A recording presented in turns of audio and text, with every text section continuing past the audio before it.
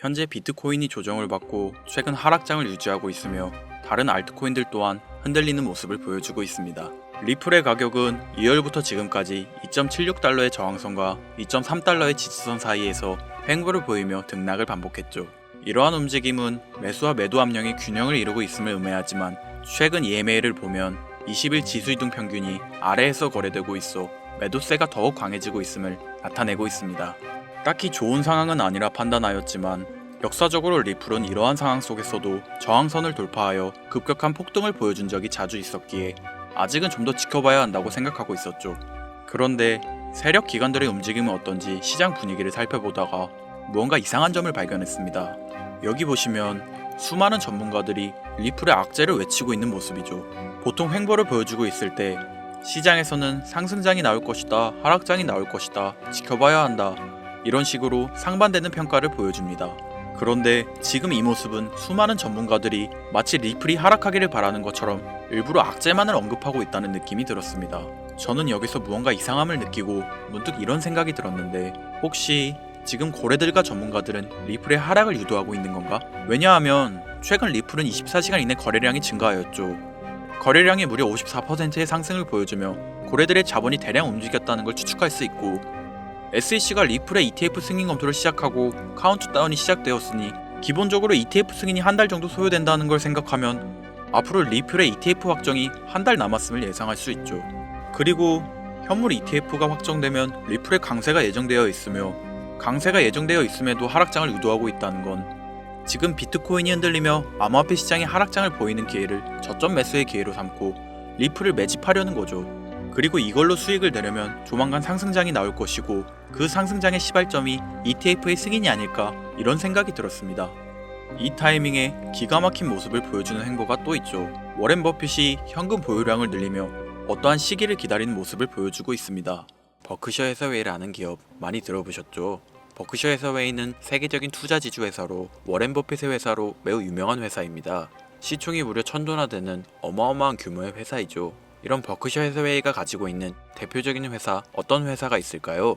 그 중 하나가 바로 아메리칸 익스프레스입니다. 아실 분들은 아시겠지만 아메리칸 익스프레스는 신용카드사와 은행업을 중심으로 한 미국에서 가장 큰 규모의 회사 중 하나이자 금융업의 대표주자이죠. 그리고 특징은 아메리칸 익스프레스는 워렌 버핏의 버크셔 해서웨이가 최대 주주로서 무려 20%가 넘는 지분을 보유하고 있죠. 쉽게 생각하면 워렌 버핏의 회사인 버크셔 해서웨이가 아메리칸 익스프레스를 소유하고 있다라고 생각하면 되겠죠. 또한 뱅가드 그룹이 6.3%, 블랙록이 6.1%를 보유하고 있는 전망이 좋은 기업이라는 겁니다. 이런 아메리칸 익스프레스는 리플의 핵심 파트너입니다.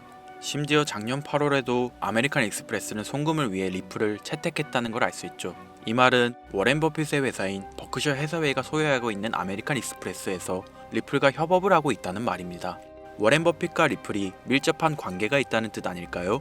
리플은 기본적으로 스위프트 때문에 만들어진 코인이죠. 여기서 스위프트가 무엇이냐? 스위프트는 서로 다른 국가에서 무역을 할 때 사용되는 화폐가 다르기에 기준을 만들어서 국제 무역을 진행하는 것이 스위프트입니다.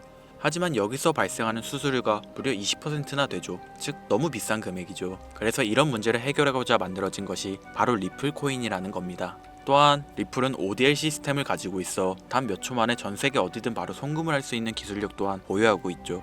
수수료와 속도, 이 두 가지를 모두 잡을 수 있다는 겁니다. 그런데 지금 이 기술력을 미국이 질투하고 있다는 거죠. 그럼 여기서 생각을 해볼게요. 전 세계 최대 강국이 어디죠? 네, 미국이죠. 미국은 우스갯소리로 미국과 나머지 전 세계들의 국가들이 전쟁을 펼쳐도 미국이 밀리지 않을 거라는 이야기가 있을 정도의 강대국입니다. 단적인 예로 미국의 2022년 국방비 순위를 보시면 미국의 국방비 금액이 2위인 국가부터 10위인 국가인 국방비를 합친 것보다 무려 23%나 많은 금액을 국방비로 쓰고 있다는 겁니다. 물론 이것만으로는 단순 군사력을 비교할 수는 없겠으나 이 정도로 엄청난 초강대국이라는 거죠. 이 이야기를 왜 하냐면 미국은 전 세계의 패권을 쥐고 있는 강대국이라는 겁니다. 단순히 군사력뿐 아니라 경제력으로도 말이죠. 요즘 시대는 힘으로 찍어 누르는 시대보다 자본주의 세상이기에 경제 패권이 엄청나게 중요하다는 거예요. 지금 전 세계 공용화폐로 쓸 수 있는 유일한 화폐는 바로 달러입니다. 하지만 이제는 세상이 많이 바뀌었어요. 언제부턴가 현물화폐보다 편리하고 안전하며 유동성마저도 뛰어난 암호화폐가 탄생을 하고 말았죠. 이 암호화폐가 탄생을 하고 오랜 시간이 지나지 않아 달러의 패권이 달러의 입지가 조금씩 흔들리기 시작했고 지금은 수많은 암호화폐들이 달러의 자리를 위협하고 있는 상황입니다. 앞으로 암호화폐가 달러를 잡아먹게 된다면 미래의 미국은 전 세계의 경제 패권을 줄 수가 없게 되죠. 그래서 어떻게 하고 있죠? CBDC, 센트럴 뱅크 디지털 커런시, 즉 중앙은행 디지털 화폐. 미국에선 이 CBDC를 이용해서 달러를 디지털화시킬 계획을 가지고 나왔다는 거죠. 하지만 CBDC를 발행하기엔 오랜 시간이 필요하기에 그 시간 동안 달러의 패권이 흔들릴 것이고 그리 된다면 달러의 입지가 위험해지고 경제 패권을 더 이상 줄 수 없게 될지도 모른다는 거죠. 그래서 미국의 바이든 정부는 암호화폐를 규제하기 시작했습니다. 수년간 암호화폐를 규제하고 압박을 했죠. 하지만 이제는 그게 더 이상 불가능해졌다는 거예요. 세상이 달라졌다는 거죠. 그리고 그걸 알고 있고 세상의 흐름을 읽고 있는 트럼프는 비트코인 컨퍼런스에서 암호화폐 대통령이 되겠다라며 자신있게 외쳤던 것이죠. 그리고 그가 당선된 이후 정말로 친암호화폐 정책을 펼쳐나가기 시작했죠. 이미 뛰어난 사업가였던 그가 이 흐름을 놓칠 이유가 전혀 없다는 겁니다. 자, 그렇다면 앞으로 리플의 행보 어떻게 될 것 같으신가요? 정확히 잘 모르시겠죠? 그래서 제가 그에 대한 답변으로 엄청난 자료를 찾아왔습니다. 이 정보는 제가 우연히 발견한 정보인데요. CBDC를 위해 기반으로 삼을 가교통화 코인의 적합성 및 미 연방지구별 논의사항을 보여주는 자료입니다. 여기에 보시면 보스톤, 뉴욕, 필라델피아, 애틀랜타, 시카고 등등등 수많은 미국 지역들의 통합 예측 자료가 나오고 있죠. 여기에서 아래로 쭉 내려보면 크로스링키드, 즉 가교통화로서의 적합성을 보여주는 표가 있습니다. 대부분의 코인들이 부적합이라고 나와 있습니다. 하지만 여기 리플과 시바이누가 보류라고 표기되어 있는 걸 확인할 수 있었습니다. 뭐 그럴 수 있어요. 리플은 법적 공방이 남아있고 시바이누는 탈중앙화를 목적으로 나온 코인이다 보니 어찌 보면 CBDC와는 어울리지 않을 수 있죠. 하지만 다르게 생각해보면 두 코인 모두 세계 어디든 자유롭게 금융 서비스를 제공받을 수 있다 보니 이보다 더 뛰어나고 자유로운 가교통화가 있을 수 있을까? 라는 생각도 들긴 했죠. 그런데 여기서 저는 충격적인 내용을 확인할 수 있었어요. 여기 보이시나요? 시바이누조차 보류로 나와 있는데 이 생소한 코인이 적합이라고 나와 있었습니다. 진짜 너무 생소한 코인이었어요. 그래서 이 코인의 정보를 좀 찾아봤는데 정말 신기할 정도로 정보가 없었습니다. 그런데 바이낸스에는 이 코인이 상장이 되어 있더라고요. 그래서 저는 의구심이 들었습니다. 전 세계 은행을 이을 수 있는 가교통화 자리에 아무도 모르는 코인이, 그것도 정보도 별로 없는 코인이 리플과 시바이누보다 높은 자리를 선점하고 있다? 그리고 신기할 정도로 정보가 완벽하게 통제가 되어 있다? 아무리 봐도 너무 이상해서 곰곰이 생각을 해보다 얼마 전에 있었던 미국 대선이 떠올라서 혹시 트럼프 당선에 이목이 쏠려 있을 때를 노려 4분기에 이 코인을 가교통화로서 밀어주려는 건가? 라는 생각이 확 들더라고요.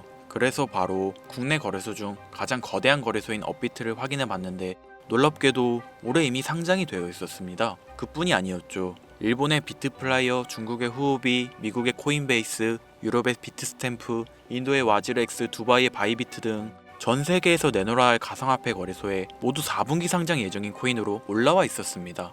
이제 이해가 되기 시작했죠. 이 코인을 말미삼아 미국이 다시 한번 전 세계 경제 패권을 쥐려고 하고 있는 것 같습니다.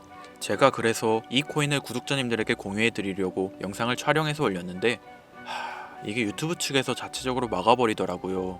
아무래도 미국 대선과 관련해 있는 코인이다 보니 유튜브 측에서 자체 필터링이 되는 것 같아요. 벌써 2번이나 경고 먹었어요. 한 번만 더 경고 먹으면 더 이상 구독자님들께 좋은 영상을 제공해 드릴 수가 없어서 어쩔 수 없이 상단부에 있는 제 개인 번호 010-8056-5800, 010-8056-5800 이 번호로 코인이라고 적어서 문자 보내주시는 분들에게 해당 코인 정보를 제공해 드리려고 합니다. 구독자님이신 걸 확인하는 즉시 해당 코인에 대한 정보 바로 제공해 드리도록 하겠습니다. 요즘 저를 사칭해서 정보를 팔아먹으려고 하는 악질업자들이 너무나도 많이 늘어나고 있습니다.